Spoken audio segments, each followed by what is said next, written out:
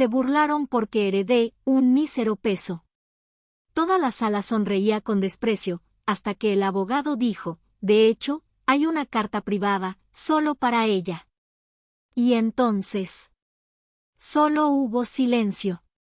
Si aún no estás suscrito al canal, haz clic en el botón de suscripción y activa la campanita para no perderte ninguna de nuestras historias. Tu apoyo significa todo para nosotros. Si esta historia te parece interesante, déjale un like. También me encantaría saber de qué ciudad eres, déjanos el nombre de tu ciudad en los comentarios. Ahora, empecemos con la historia. El aire acondicionado de la notaría en las lomas era tan frío que se me metía en los huesos, o quizá era solo el hielo que emanaba de mi propia familia. Llegué puntual, a las 10 en punto, sintiéndome tan fuera de lugar como una pieza de barro sin coser en una vitrina de cristal de Murano. Mi vestido negro, el más formal que tenía, lo había comprado en una tienda de segunda mano para el funeral de una amiga de la universidad. A mi lado, mi madre, Sofía, era una estatua de luto de Chanel, ajustándose un collar de perlas que probablemente costaba más que mi apartamento y mi taller juntos. No me miraba. Para ella, yo era una mancha de tinta en un certificado de pureza, una anomalía que prefería ignorar. Mi padre, Ricardo Garza, estaba sentado a la cabeza de la mesa de caoba pulida, con la mandíbula tan apretada que parecía tallada en granito. Su mirada pasó sobre mí, no con odio, sino con algo peor, una profunda y agotada decepción. Era la mirada que le dedicaba a una inversión fallida. Y luego estaba Mateo, mi hermano mayor, el hijo de oro, el flamante vicepresidente de Garza Global. Me sonrió, una sonrisa ancha y blanca que no le llegaba a los ojos. Era la sonrisa condescendiente de un rey mirando a un bufón de la corte. El licenciado Morales, un hombre cuya cara parecía inmune a cualquier emoción, comenzó la lectura. La voz monótona desgranaba un imperio, el penthouse en Polanco para mi madre, la colección de relojes suizos para mi padre, las propiedades en San Miguel de Allende, el yate en Cancún. La mayor parte de las acciones y el futuro de la empresa, como todos esperábamos, fueron para Mateo. Él asintió con la solemnidad fingida de quien recibe una corona que siempre supo que era suya. Yo esperaba mi nombre con una resignación amarga. No quería su dinero, pero una parte de mí, la niña que una vez buscó su aprobación, anhelaba un pequeño gesto. Un recuerdo, una pieza de arte que le gustara al abuelo, algo que dijera, te vi. Finalmente, el notario llegó a mi nombre. Hizo una pausa, un pequeño truco teatral que hizo que todos se inclinaran hacia adelante. Y para mi nieta, Ximena Garza, quien ha elegido su propio camino, leyó con una claridad cruel, le dejo la suma de $1 mexicano. Un silencio. Un latido. Y luego, la explosión. La primera fue la carcajada de mi padre. No fue una risa pequeña, sino un estallido sonoro, gutural, que llenó la habitación. Mateo resopló, negando con la cabeza. Supongo que eso es lo que te ganas por jugar con lodo todo el día, murmuró, lo suficientemente alto para que todos lo oyeran. Mi madre se cubrió la boca con una mano enjollada, pero sus hombros temblaban de risa contenida. Primos, tías, todos ellos, sonreían con suficiencia, intercambiando miradas cómplices. Sentí como la sangre se me subía a la cara, un calor abrasador que me quemaba las mejillas y el cuello. El frío de la habitación se había ido, reemplazado por el fuego de la humillación más absoluta. Quería gritar, llorar, volcar la mesa. Pero en lugar de eso, una extraña calma gélida se apoderó de mí. Los miré. Probablemente los miré, uno por uno. Y por primera vez, no los vi como mi familia. Los vi como especímenes bajo un microscopio, la inseguridad patológica de Mateo, disfrazada de arrogancia, el pánico social de mi madre, aterrada de que mi existencia, común, pudiera manchar su estatus, el dolor reprimido de mi padre, tan endurecido por sus propias decepciones que solo podía repartir más de lo mismo. Enderecé la espalda. Levanté la barbilla. Asentí una vez hacia el licenciado Morales, como si aceptara un premio. Entendido, dije, y mi propia voz me sorprendió por su firmeza. Estaba a punto de levantarme, de caminar fuera de esa habitación y de sus vidas para siempre, cuando el notario carraspeó. No fue una tos, fue un sonido deliberado, un golpe seco en el silencio expectante. Un momento, dijo, y sus ojos grises se fijaron en mí. Hay un apéndice. Don Alejandro dejó un sobrelacrado, con instrucciones notarizadas de ser entregado únicamente a la señorita Ximena en privado. Hizo una pausa y su mirada recorrió la mesa. Y una advertencia legal, su contenido prevalece sobre cualquier disposición anterior en caso de conflicto de intereses. El silencio que cayó entonces fue diferente. No era un silencio de expectación burlona. Era un silencio pesado, denso, cargado de una electricidad repentina.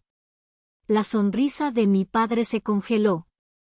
Mi madre bajó la mano de su boca, sus ojos ahora abiertos de par en par. Mateo frunció el ceño, confundido. El miedo, un invitado inesperado y desagradable, acababa de sentarse a la mesa de los Garza.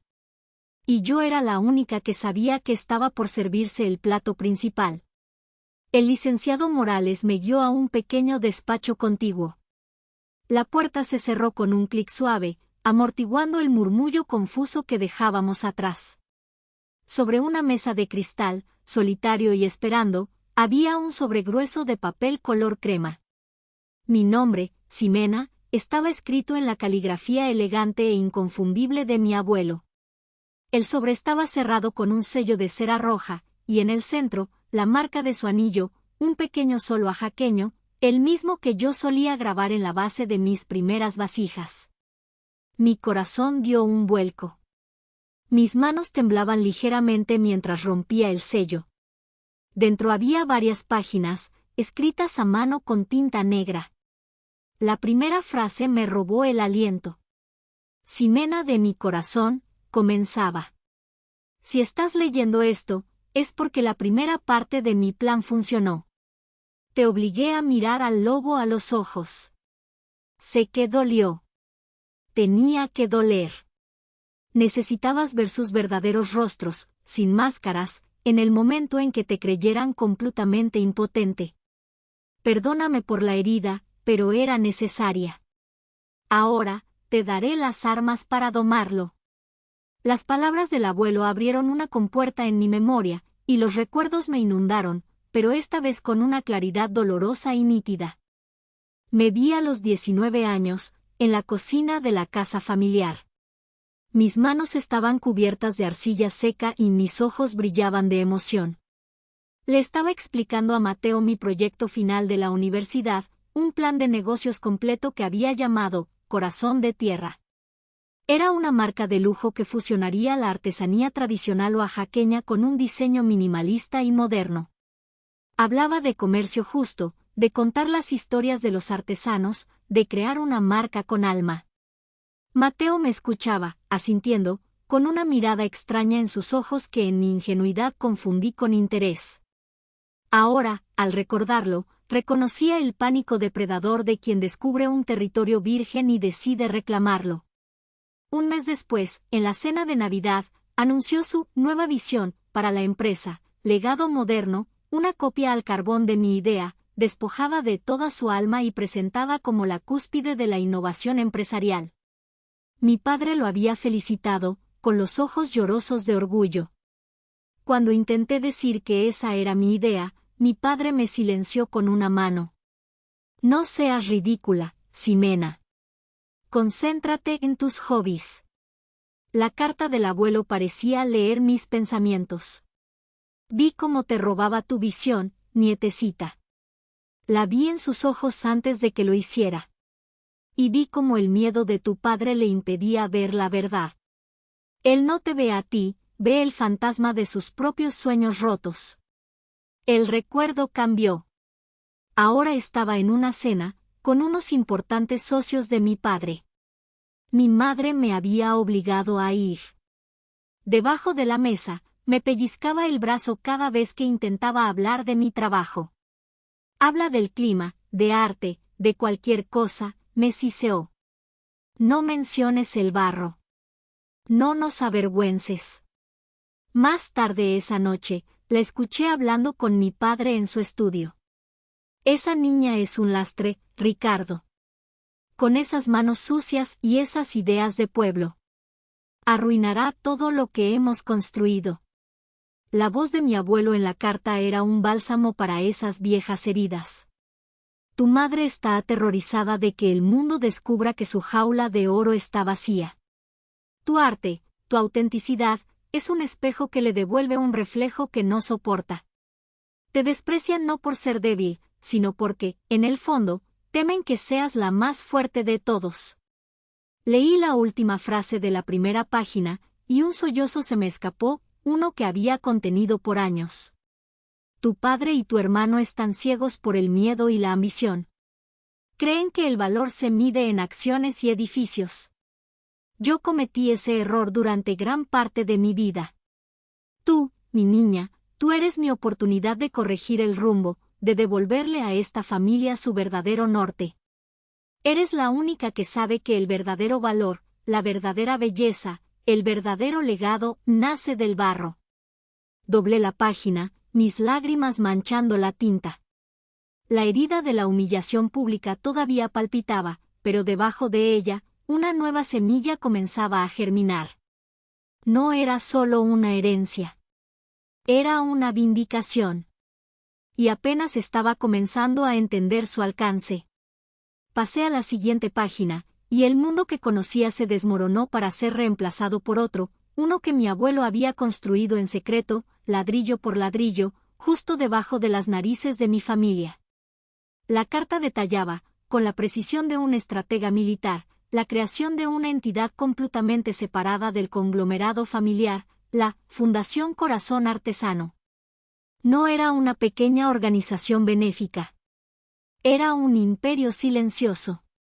Mi abuelo había pasado la última década desviando discretamente fondos, reinvirtiendo ganancias de negocios personales y adquiriendo activos a través de ella. Yo, Ximena Garza, era nombrada en el acta constitutiva como la única heredera y presidenta vitalicia. Mis ojos recorrían la lista, incrédulos. La fundación era dueña de un taller de alfarería y oficios de última generación en el corazón de la ciudad de Oaxaca, equipado con todo lo que yo había soñado alguna vez. Una galería de arte de 3 pisos en una esquina privilegiada de la colonia Roma, en la Ciudad de México, un espacio que yo había admirado desde lejos 1000 veces. Un fondo de inversión multimillonario, gestionado por un equipo de Zúrich, destinado a preservar, promover e innovar la artesanía mexicana a nivel global. Y el golpe maestro, la joya de la corona, un paquete del 12% de acciones preferentes de Garza Global. Mi abuelo las había ido recomprando pacientemente en el mercado a lo largo de los años a través de intermediarios. No eran suficientes para tomar el control, pero la carta explicaba que, según los estatutos de la empresa que él mismo redactó décadas atrás, ese tipo de acciones me otorgaban un poder de veto sobre cualquier decisión estratégica que implicara fusiones, adquisiciones o cambios en la junta directiva.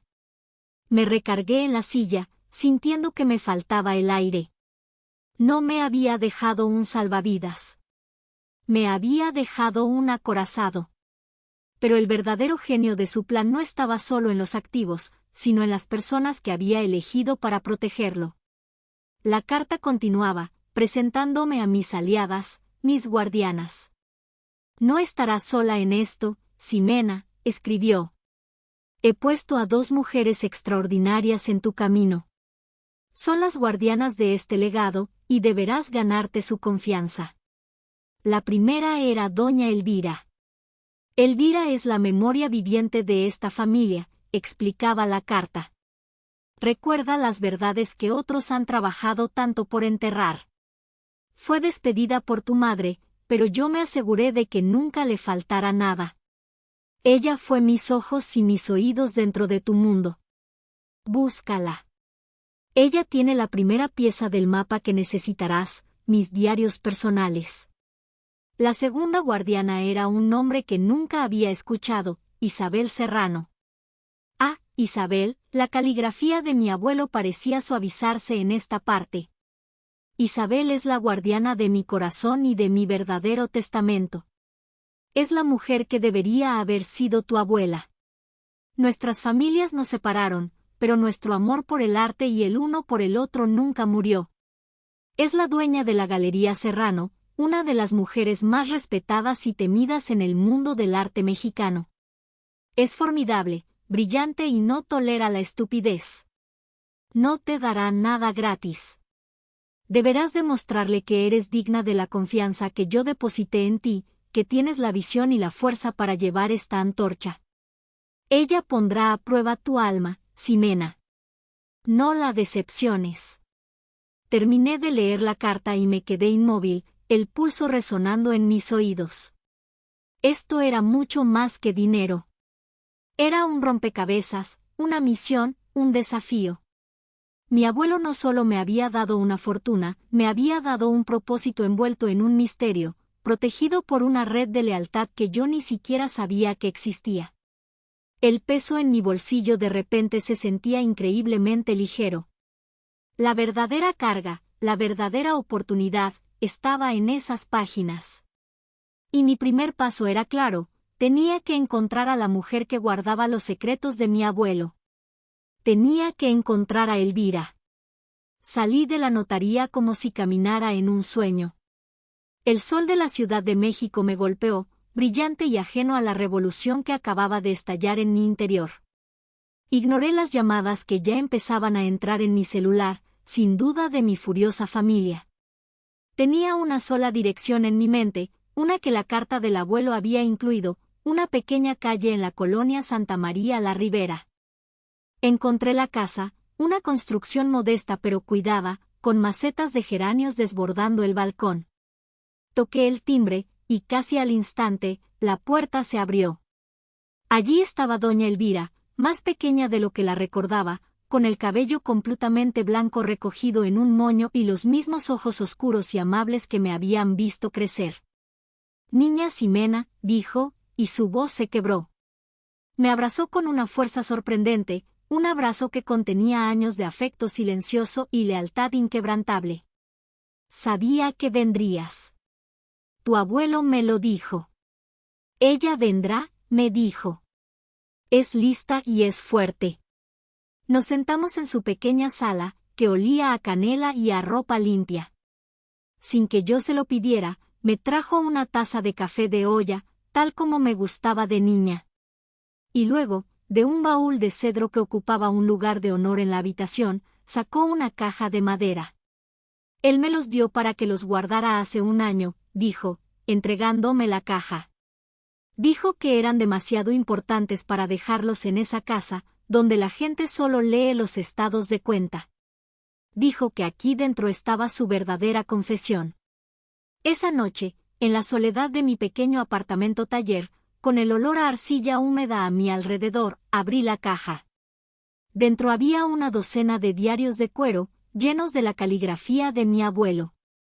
Comencé a leer, y no me detuve en días. No fue una lectura pasiva. Fue una excavación arqueológica en el alma de un hombre que creía conocer. Descubrí a un joven Alejandro Garza que soñaba con ser pintor en París, cuyos bocetos fueron quemados por su propio padre, mi bisabuelo, un industrial severo que consideraba el arte una debilidad. Leí su dolor al ver a su hijo, mi padre Ricardo, convertirse en una copia endurecida de ese mismo hombre, sacrificando todo por el negocio. Y luego, leí sobre mí. Mi abuelo había documentado mi vida con un detalle conmovedor. Estaba la descripción de la primera vasija que hice, torpe y encantadora, como ella. Estaba la transcripción de una conversación donde yo, con 10 años, le explicaba por qué el color azul del barro de Oaxaca era más triste y más bonito que otros azules. Y estaba la entrada, escrita con una tinta negra y furiosa, la noche después de que Mateo presentara mi idea como suya. El robo. Ha sucedido. Mateo, con la arrogancia de un conquistador, ha plantado su bandera en la tierra de su hermana. Y Ricardo, mi hijo, está ciego. Celebra al ladrón y desprecia a la creadora. Esta familia está enferma.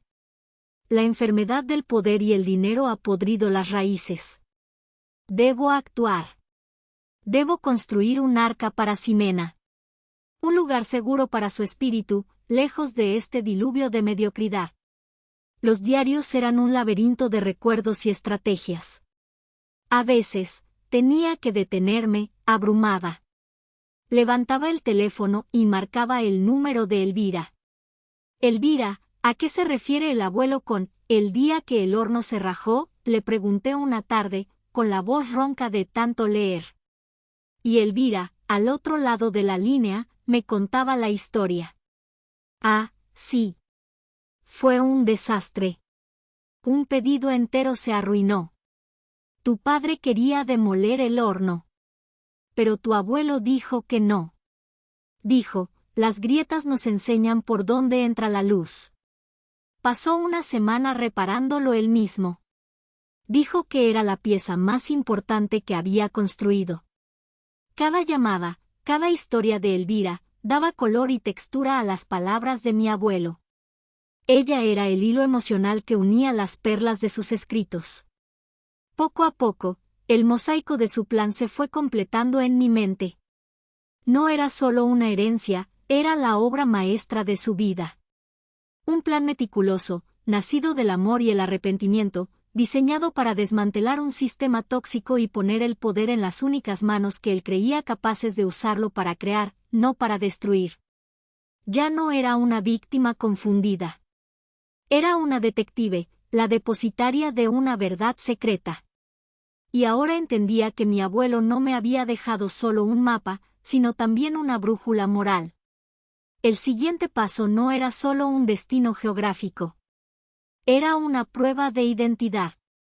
La última página del último diario no contenía una despedida sentimental, sino un desafío, un acertijo final que hacía que todo lo anterior pareciera un simple preludio. Mi querida Ximena, escribió el abuelo, te he dado las herramientas, el conocimiento y los aliados. Pero el corazón de tu legado, tu verdadero santuario, debes reclamarlo tú misma. La llave de ese lugar no es de metal. Nació en 1998 y su alma es la tierra roja que canta bajo el sol de la tarde. El taller solo se abrirá a la mano que conoce el secreto del fuego paciente. Me quedé mirando la página, mi mente trabajando a toda velocidad. Las piezas del rompecabezas flotaban a mi alrededor. 1998, el año de acuñación del peso que llevaba en el bolsillo. El año de mi primer viaje a Oaxaca con él, cuando tenía 8 años. El peso no era la llave, era un recordatorio, un marcador en el tiempo. La tierra roja que canta bajo el sol de la tarde. Cerré los ojos e inhalé, casi podía olerlo. Como alfarera, esa frase no era poesía, era una descripción técnica. Cerca del pequeño pueblo que visitamos, había una veta de arcilla caolinítica, rica en óxido de hierro, famosa entre los artesanos locales. Cuando se secaba bajo el sol de la tarde, las partículas se contraían a un ritmo tan particular que emitían un sonido casi imperceptible, un zumbido agudo, un canto. Era una arcilla difícil de trabajar, pero producía la cerámica más resistente y hermosa. El secreto del fuego paciente.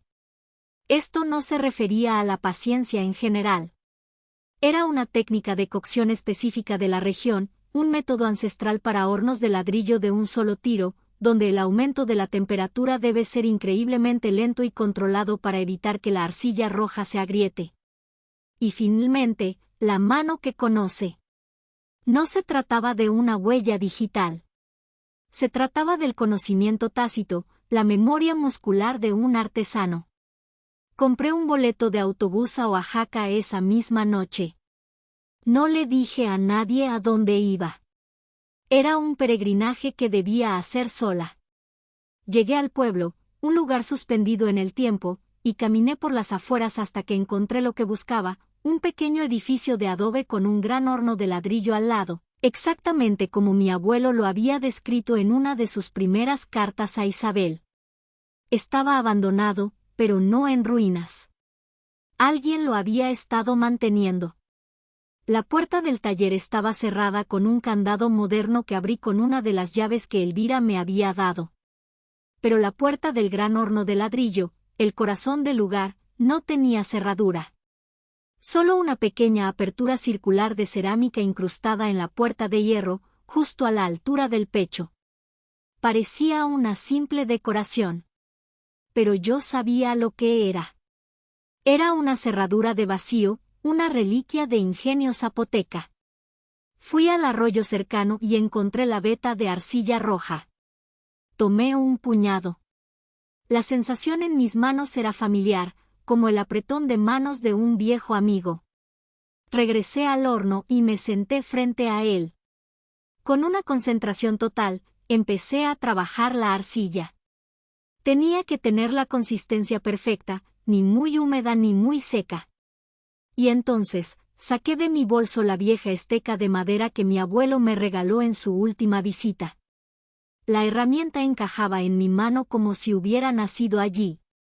Usando la esteca, moldeé la arcilla en un disco plano, del tamaño exacto de la apertura. En la superficie del disco, grabé el símbolo del sol, mi marca, la marca de mi abuelo. Era un gesto instintivo, una firma. Con cuidado, introduje el disco de arcilla en la apertura. Encajaba a la perfección. Luego, me incliné y soplé a través de un pequeño orificio oculto en el borde de la cerradura. El aire, forzado a través de un canal interno, creó un vacío que tiró de un pestillo de madera en el interior. Escuché un clac sordo y profundo. La pesada puerta de hierro del horno se movió 1 centímetro. La abrí. El interior estaba oscuro y olía a ceniza fría y a tiempo. En el centro, sobre un pedestal de ladrillo, había una caja de metal. Dentro no había joyas ni lingotes de oro. Había algo mucho más valioso. Estaban las escrituras del taller y la galería a mi nombre, un portafolio de inversiones detallado, y una sola hoja de papel doblada. Era una carta de Isabel Serrano. Si has abierto esto, Alejandro tenía razón sobre ti. Eres la heredera que él esperaba. Bienvenida, Ximena. El trabajo apenas comienza. Te espero en la Ciudad de México. Había pasado la prueba. No con ingenio ni con fuerza, sino con mi identidad. Había abierto la puerta con lo que era, con el conocimiento que llevaba en mis manos y en mi corazón. El santuario era mío. 2 días después, entré en la Galería Serrano en la colonia Roma.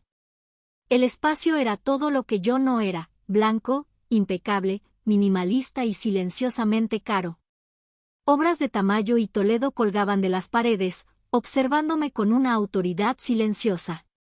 Una asistente me guió a una oficina en el último piso con una vista panorámica del Parque México. Isabel Serrano estaba de pie junto a la ventana, una figura alta y delgada vestida de lino negro. Tendría unos 70 años, pero se movía con la gracia de una bailarina. Su cabello plateado estaba cortado en un bob impecable, y sus ojos oscuros, enmarcados por arrugas finas, me evaluaron con una intensidad que me hizo sentir completamente transparente. No hubo un saludo cálido. No hubo un abrazo. Me señaló una silla frente a su escritorio de acero y vidrio. Alejandro era un genio para los negocios y un romántico incurable, dijo, su voz era grave y melodiosa. A veces, esas 2 cualidades lo metían en problemas. Este plan suyo, esta ópera de la herencia, es la cosa más romántica y peligrosa que ha hecho jamás. Así que dime, Ximena Garza, ¿quién eres tú en esta ópera? ¿La heroína trágica, la damisela en apuros, o la soprano que va a quemar el teatro? La pregunta me tomó por sorpresa. Era una prueba, directa y sin concesiones. Respiré hondo, recordando las noches en vela leyendo los diarios de mi abuelo y mi propia lucha en los últimos años. Saqué de mi bolso no solo los papeles de la fundación, sino también mi viejo cuaderno de notas, el que contenía mi plan de negocios original para Corazón de Tierra. Estaba desgastado, con manchas de café y arcilla. Lo puse sobre su escritorio. No soy ninguna de esas, señora Serrano. Soy la arquitecta original del edificio que otros intentaron construir sin los planos correctos. Se inclinó y miró mi cuaderno. Pasó las páginas lentamente, sus ojos agudos absorbiendo mis bocetos, mis proyecciones financieras escritas a mano, mis notas sobre las historias de los artesanos. Así que esta es la famosa idea que tu hermano te robó, dijo, sin levantar la vista. Él robó el concepto, respondí. Pero no pudo robar el alma, porque nunca la entendió. Él vio un producto. Yo veo un puente. Isabel levantó la vista, y por primera vez, vi un destello de algo más allá de la evaluación. Respeto. ¿Y qué quieres hacer ahora, Ximena? ¿Quieres venganza? Puedo ayudarte. Podemos desatar a los abogados, crear un escándalo mediático. Podemos destruir a tu padre y a tu hermano en una semana. Negué con la cabeza. La idea de una venganza destructiva me pareció vacía, un eco del mismo comportamiento que despreciaba en mi familia. La venganza es un final. Yo estoy interesada en un principio, dije. Quiero construir lo que está en ese cuaderno. Quiero crear una empresa que demuestre que la ética y la estética no son mutuamente excluyentes. Quiero que el éxito de esta fundación sea tan grande, tan innegable, que haga que el imperio de mi padre parezca irrelevante, un fósil de una era pasada. Hice una pausa, eligiendo mis siguientes palabras con cuidado. No quiero destruirlos. Quiero hacerlos obsoletos. Y quiero reclamar públicamente la narrativa que me fue robada. Isabel Serrano se recargó en su silla y una sonrisa lenta y genuina se extendió por su rostro. Fue como ver el amanecer. Ahí estás, dijo en voz baja. Eres la hija de su alma, sin duda alguna. Alejandro estaría tan orgulloso. En ese momento, la dinámica cambió. Dejamos de ser extrañas para convertirnos en conspiradoras, en aliadas. Durante las siguientes semanas, su oficina se convirtió en nuestro cuartel general. Isabel era una mentora brillante. Me enseñó a leer balances financieros con la misma agudeza con la que yo leía la composición de un esmalte. Yo, a mi vez, le aporté una visión fresca, una conexión auténtica con el mundo que ella buscaba preservar. Nuestro plan tomó forma. No sería una simple fiesta de inauguración. Sería un golpe estratégico, una obra de teatro en 3 actos ejecutada con precisión quirúrgica. Enviamos invitaciones impresas a mano en papel de amate, no solo a la élite del arte, sino también a los tiburones del mundo financiero, a los periodistas de las secciones de negocios de los periódicos más importantes, y por supuesto, a toda la familia Garza. Filtramos rumores a la prensa sobre una reestructuración sorprendente en el futuro de Garza Global. Mi familia confirmó su asistencia. Lucas, mi primo, me dijo que iban, para asegurarse de que no hicieras el ridículo y dañaras el apellido. Sonreí para mis adentros. No iban a supervisar un ridículo. Iban a protagonizarlo. La noche de la inauguración, la Galería Corazón de Tierra vibraba con una energía eléctrica. El espacio de 3 pisos era una obra de arte en sí mismo, una fusión de concreto pulido, vigas de madera vieja y paredes blancas que hacían que las obras expuestas respiraran. Y las obras eran magníficas. Mis mejores piezas estaban allí, pero compartían el protagonismo con los textiles deslumbrantes de tejedoras de Chiapas, los alebrijes fantásticos de artesanos de Oaxaca y la cerámica intrincada de Puebla. Era un tapiz viviente de la creatividad de México. La élite de la ciudad estaba presente. Vi a coleccionistas de arte conversando con banqueros, a críticos de renombre charlando con jóvenes artistas que habíamos becado. El murmullo era de admiración, y sobre todo, de curiosidad. En el centro de la sala principal, en el lugar de honor, había un pedestal de mármol negro. Sobre él, dentro de una urna de cristal iluminada por un solo haz de luz, descansaba un objeto, un peso mexicano, pulido y brillante. La pequeña placa de latón debajo decía, el legado de Ximena Garza. Valor, incalculable. La gente se arremolinaba a su alrededor, susurrando, tratando de descifrar el enigma. Mi familia llegó tarde, como era su costumbre, esperando hacer una entrada triunfal. Pero en lugar de eso, se detuvieron en seco en la entrada, visiblemente desconcertados. Esperaban una exposición amateur, un pasatiempo glorificado. Lo que encontraron fue un evento de primer nivel, un centro de poder al que claramente no habían sido invitados a presidir. Mi padre frunció el ceño, mi madre apretó su bolso de cocodrilo con nudillos blancos. Mateo fue el primero en recuperar la compostura. Se abrió paso entre la multitud y se dirigió hacia mí, con su sonrisa de superioridad firmemente en su lugar, aunque un poco forzada. Vaya, vaya, hermanita. Tengo que admitirlo, es impresionante, dijo, mirando a su alrededor. ¿Qué estafa montaste para pagar todo esto? ¿Le vendiste tu alma a algún viejo rico? Le sonreí, una sonrisa tranquila y serena. Algo así, Mateo. Se la vendía a un viejo rico con un excelente gusto y un gran sentido de la justicia poética. Justo en ese momento, Isabel Serrano subió a un pequeño estrado y golpeó suavemente una copa con una cuchara. El murmullo se apagó. Buenas noches a todos, comenzó, su voz proyectándose sin esfuerzo. Gracias por acompañarnos en la inauguración de la Galería Corazón de Tierra y en la presentación de la fundación del mismo nombre. Hizo una pausa y sus ojos se encontraron los míos. Esta noche celebramos a los artistas cuyo trabajo ha sido ignorado durante demasiado tiempo. Y celebramos a la visionaria detrás de todo esto, la fundadora y presidenta de la fundación, la señorita Ximena Garza.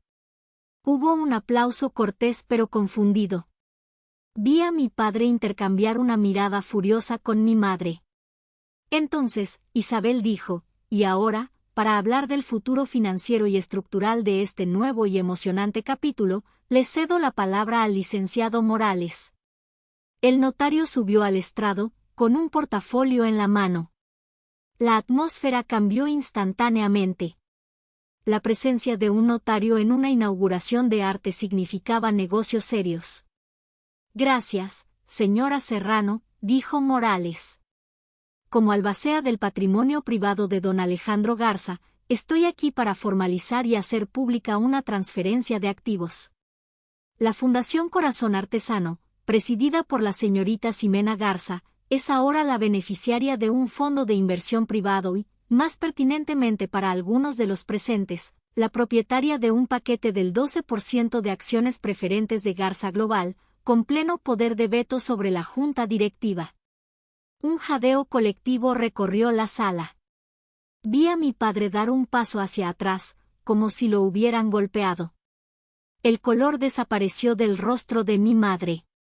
Mateo se quedó paralizado, con la boca ligeramente abierta. Pero yo no había terminado.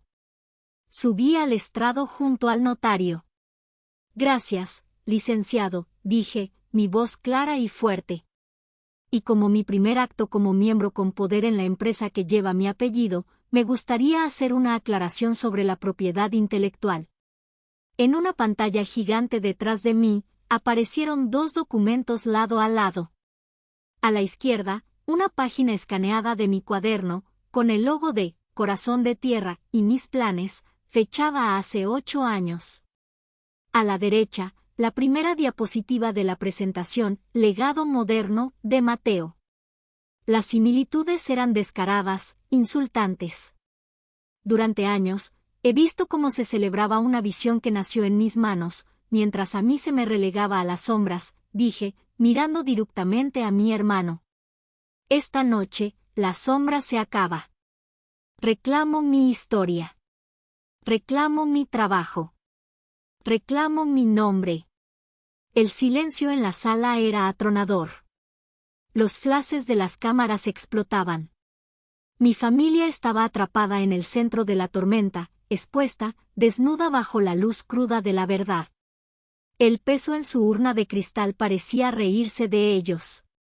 Su valor no era de un peso. Era el precio de su arrogancia. Y yo, finalmente, les estaba pasando la factura. Se fueron sin decir una palabra.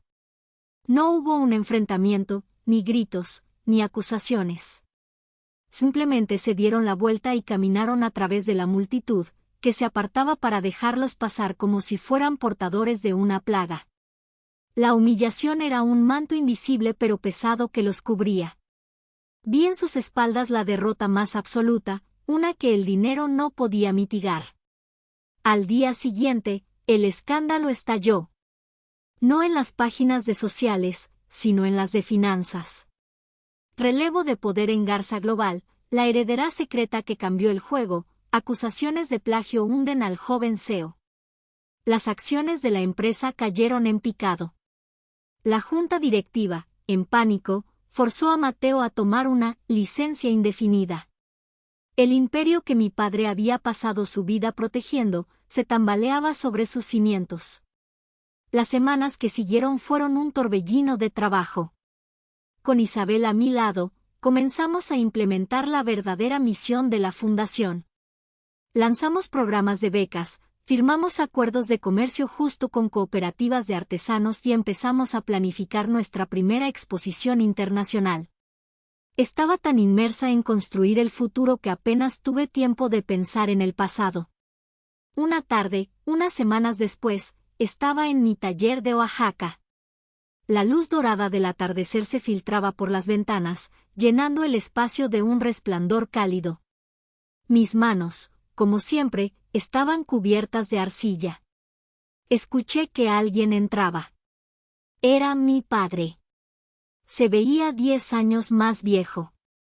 El traje impecable había sido reemplazado por unos pantalones sencillos y una camisa arrugada. Había perdido peso. La arrogancia de granito había sido erosionada, dejando al descubierto algo frágil y cansado. Se quedó de pie en la entrada, observándome trabajar en el torno. No dijo nada durante varios minutos. El único sonido era el suave zumbido de la rueda y el roce de mis manos sobre el barro. Ese torno, dijo finalmente, su voz era un susurro ronco.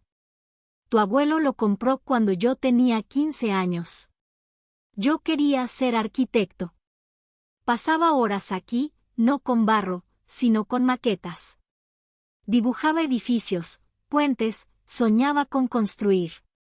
Dejé de pedalear. El torno se detuvo lentamente. Mi padre, tu bisabuelo, un día entró aquí. Miró mis maquetas, una por una. Luego, las barrió de la mesa con el brazo y las aplastó en el suelo. Los Garza construimos empresas, no casitas de juguete, me dijo.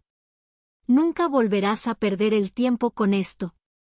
Mi padre tragó saliva, sus ojos fijos en un punto lejano en la pared.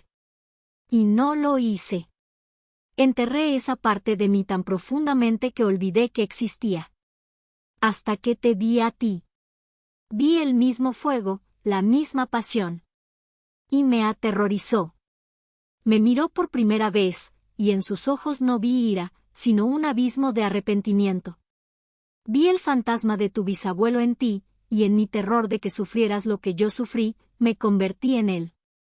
Intenté matar tu sueño para salvarte de la decepción. Fracasé 2 veces, Ximena. Fracasé como hijo, y fracasé como padre. No hubo una disculpa directa, pero fue la confesión más honesta que jamás le había escuchado. El odio que había sentido por él durante tanto tiempo se disolvió, no en perdón, sino en una comprensión vasta y triste. Vi a un hombre roto, atrapado en un ciclo de dolor que no supo cómo detener. Volví a poner mis manos en la arcilla. Yo no puedo sanar tus heridas, papá, le dije en voz baja. Nadie puede. Pero puedo prometerte esto. Lo miré, y él sostuvo mi mirada. Este ciclo de miedo muere aquí. Conmigo. Mi legado será de creación, no de destrucción. Él asintió lentamente y, sin decir más, se dio la vuelta y se fue. Un año después. La Fundación Corazón Artesano era un éxito rotundo. La galería era un referente cultural. Y yo, pasaba la mayor parte de mi tiempo donde era más feliz, en el taller de Oaxaca, ahora lleno de jóvenes becarios. Una tarde, una chica de 16 años, con el mismo fuego en los ojos que mi padre había temido, se me acercó. Maestra Ximena, dijo tímidamente, ¿cómo le hace para no tener miedo? Miedo de que no sea suficiente, de que la gente no entienda su trabajo. Detuve mi torno. Limpié mis manos en mi delantal. Miré a la joven, y a través de ella, a la niña que yo fui. Le sonreí. Nunca dejes que el ruido de las opiniones de otros silencie la voz de tus manos, le dije. Tu verdad no se piensa. Se crea. Y mientras veía cómo volvía a su trabajo, con una nueva determinación en el rostro, lo entendí. Mi abuelo no me había dejado un imperio de dinero. Me había dejado algo infinitamente más valioso, la oportunidad de construir un mundo donde un peso pudiera ser el comienzo de todo, y donde el verdadero valor, siempre, naciera del corazón y del barro.